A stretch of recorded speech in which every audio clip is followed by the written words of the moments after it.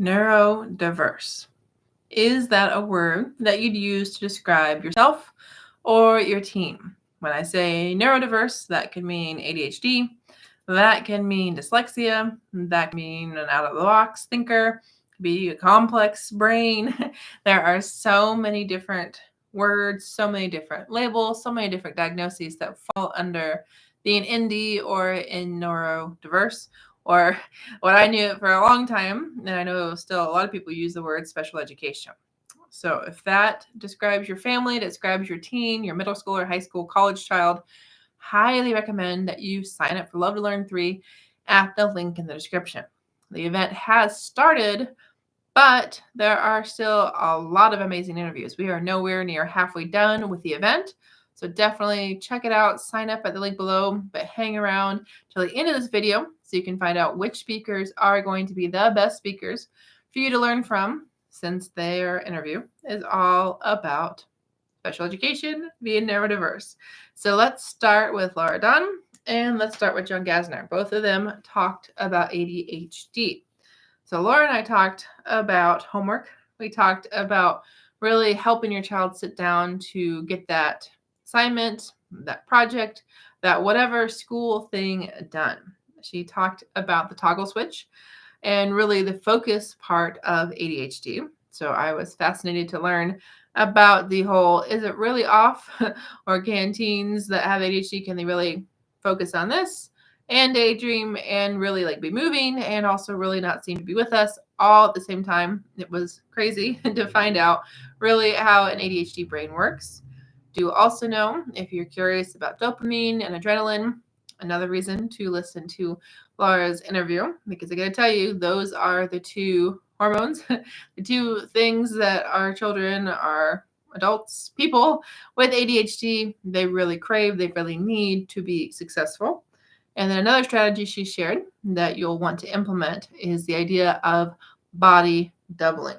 So if your child is really struggling to just sit down and get stuff done, sometimes something as simple as you sitting down next to them at the table in the same room, that can be enough to get your child focused, because it's this magical thing called body doubling. With John and I, we talked about ADHD, but in relation to sports. So if your child has ADHD, there's a good chance your child is playing sports. And that is because of what I just mentioned, the adrenaline, the dopamine that is created by and need met by sports a lot of the time. But the thing that I didn't really think about, and that I'm so glad that John is talking about at Love to Learn, is, okay, we know that there's some things that make it harder for someone with ADHD to be a student. Well, how does that impact that teen's ability to be an athlete? So definitely you're going to want to listen to John's interview if you have a child who has ADHD and loves to be active, loves to play sports. John shares why sports are so good for ADHD brains. He talks about the creative part of the brain. He talks about that magic word focus and other things that sports really give to our children with ADHD. He also talks about the idea of exercise as a supplement. So if you're trying to decide, is medication really working? Is medication needed for my child with ADHD?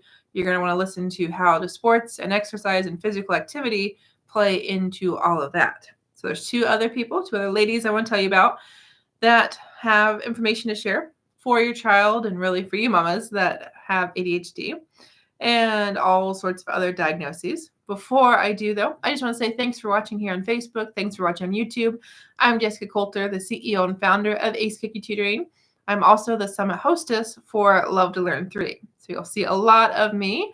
And I really hope that you'll follow and subscribe, because I'm sharing all sorts of goodies about the event all throughout our 2 weeks, and 40 speakers. Yeah, that's right, 40 speakers.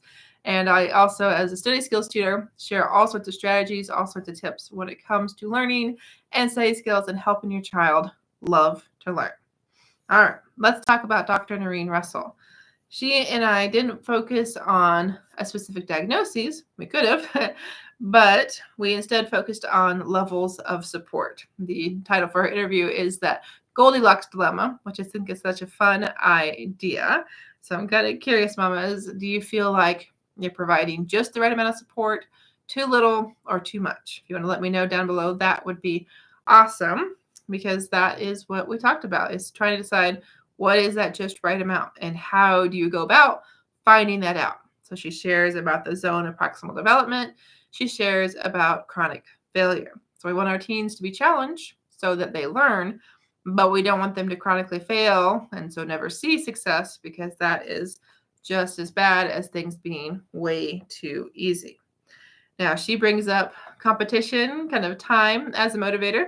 That comes up in a lot of interviews with the four that I'm sharing here in this video, let alone throughout the event. And I can also tell you that just today I talked to a teen about motivation. And I said, hey, if you're getting distracted, hey, you're having trouble focusing, try a time element, because that will really cause you to focus and kind of compete against yourself, or really that clock. All right. And then last thing about Noreen's interview, do know if your child is about to graduate high school, your child's about ready to graduate college, and you're a little worried, okay, how does being neurodiverse really impact next steps? You know, how does that help or hurt your child really know how to pay the bills as an adult, or know how to really kind of get to class and handle roommates and all those things that go into being an actual young adult and eventually a solo adult? You're going to want to listen to Noreen's interview, because she's got all sorts of suggestions. The final lady I want to bring up, final speaker that I want to share about during this particular live, is Dana Kaplan. She and I talked about this magical word called vulnerageous. So if you can guess, it has to do with vulnerability and courage. So you're going to want to listen to this interview to find out why those two things matter for you as a mama, and why you want your child to be vulnerageous. Do also know we talk about the importance of curiosity. So again, this is an interview. We talked about it with Dana, but it came up throughout the event. So you're going to learn just why curiosity is so important to your child's love of learning. And let's see here, Dana and I talked about the power of your child's voice, so self-advocacy, and really how we help your teen find that voice, especially when that can be more difficult being neurodiverse. And last thing, she did give us some strategies as well for homework and assignments. So you really want to make sure your child knows what the assignment is. All right, I have a student that I'm having that problem with right now. His geometry grade, not that great. And it's not that he doesn't know how to do the geometry.